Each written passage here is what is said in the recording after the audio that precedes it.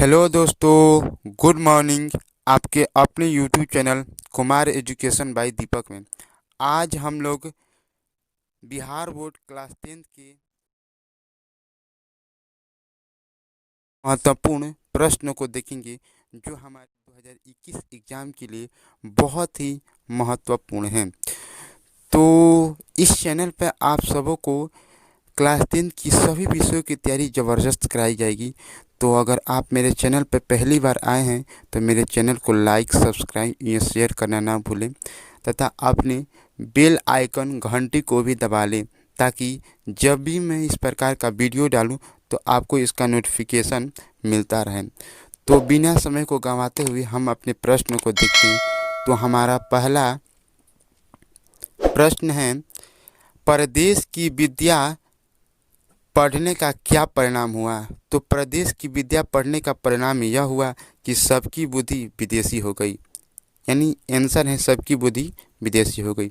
Next number हमारा प्रश्न है, दिनकर को किस कृति के लिए ज्ञानपीठ पुरस्कार मिला है? यानी दिनकर को किस कृति के लिए ज्ञानपीठ पुरस्कार मिला है? तो उर्वशी। उर्वशी एक बहुत बड़ी पुस्तक दिनकर द्वारा लिखी गई थी। चौथा नंबर हमारा प्रश्न है, कवि ने माली मालिन किसे कहा है? तो कवि ने माली और मालिन राधे और कृष्ण को कहा है। 5 नंबर हमारा प्रश्न है, रहीरास किसकी रचना है? तो रहीरास गुरु नानक देव की रचना है जो सिख के गुरु हैं। 6 नंबर हमारा प्रश्न है, लक्ष्मी के बड़े पुत्र का क्या नाम था? तो लक्ष्मी के बड़े पुत्र अच्युत था। लक्ष्मी के बड़े पुत्र का नाम अच्युत था। और 7 नंबर हमारा प्रश्न है, कवित्री अनामिका जी का जन्म कब हुआ था? तो कवित्री अनामिका जी का जन्म 1961 ईस्वी में यानी 1961 ईस्वी में हुआ था। 8वां नंबर हमारा प्रश्न है, उत्तर भारत से नागरीय लिपि के लिए कब से मिलने लगी? यानी उत्तर भारत में नागरीय लिपि की शुरुआत किस सदी से होने लगी? तो इसका आंसर है 8वीं सदी। 9 नंबर हमारा प्रश्न है, भारत माता कविता में कवि भारत माता को कैसा चित्र किए हैं? यानी भारत माता कैसा चित्र प्रस्तुत किया गया है? तो इसका आंसर है यथा तथ्य।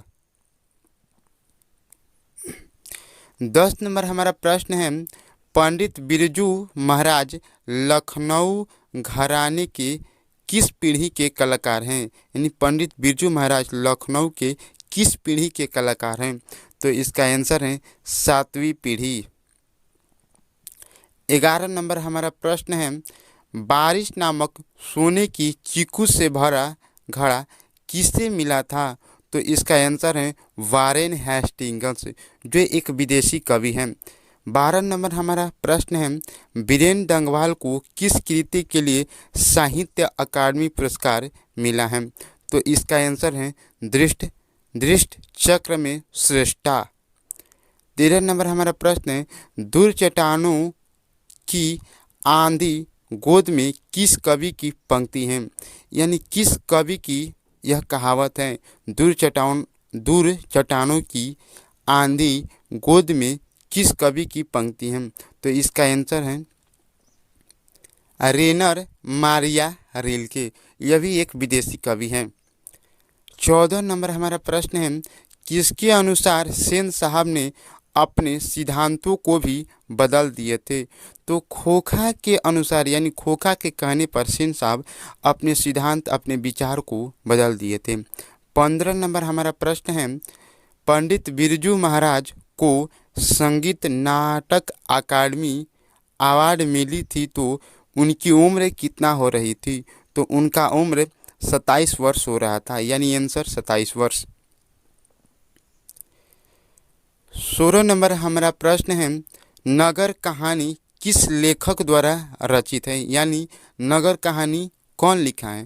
तो इसका आंसर है सुजाता जो कि एक लेखिका है यानी कवित्री। 17 नंबर हमारा प्रश्न है,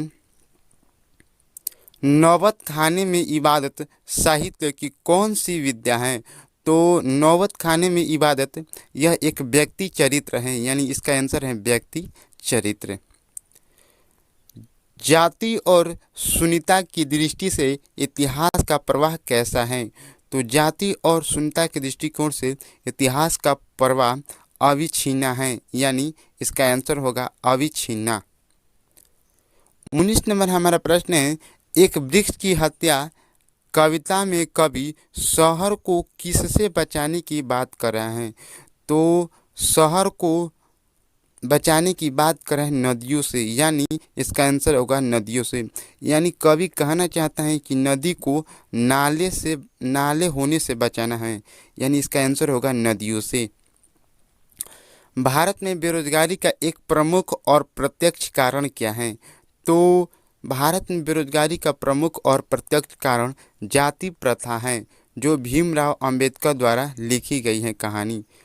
और हमारा अंतिम प्रश्न है, निर्जल में कौन सा उपसर्ग है?